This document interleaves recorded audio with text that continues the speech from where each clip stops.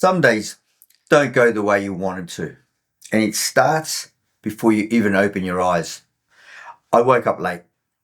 Straight away, I felt that hit of pressure in my chest, the here we go kind of stress. And because I was already behind, everything became rushed, including waking my son up. There was no soft start, no chance to ease him into the morning. Just a quick, Knuckles, we need to get moving. And of course, he pushed back. Not out of attitude, just his way of coping with the abrupt interruption to his sleep.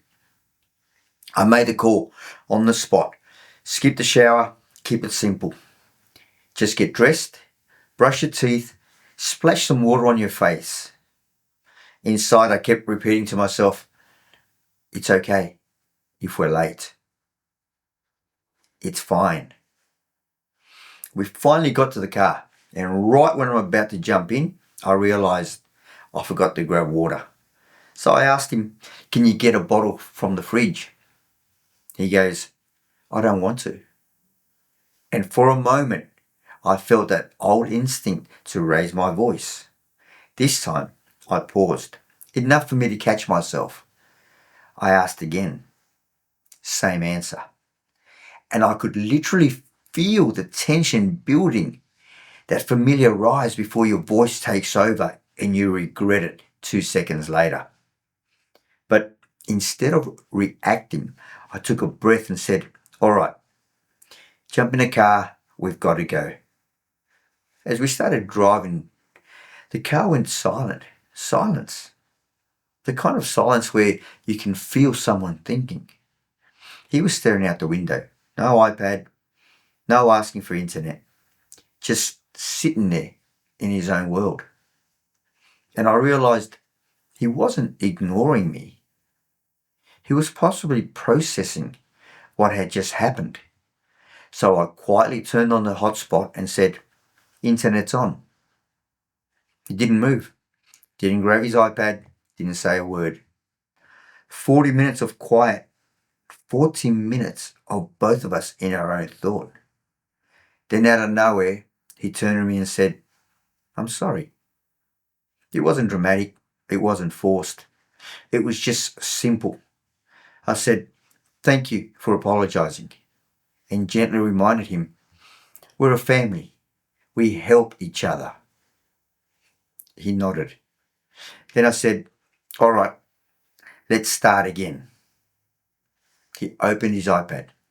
The tension left his shoulders and the rest of the ride felt normal again. The day unfolded without any trace of how the morning started.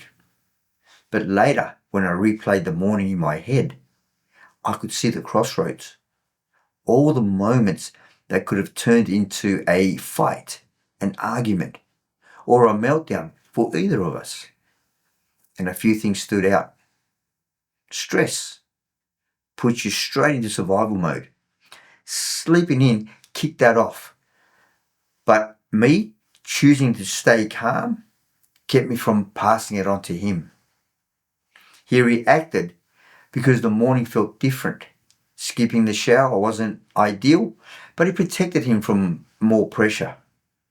The I don't want to wasn't disrespect.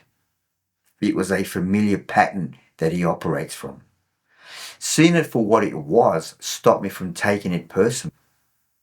The silence was him working through it. He didn't need a lecture. He needed space. Turning the internet on showed him I wasn't holding it against him. His apology came when he was ready, not when I demanded it.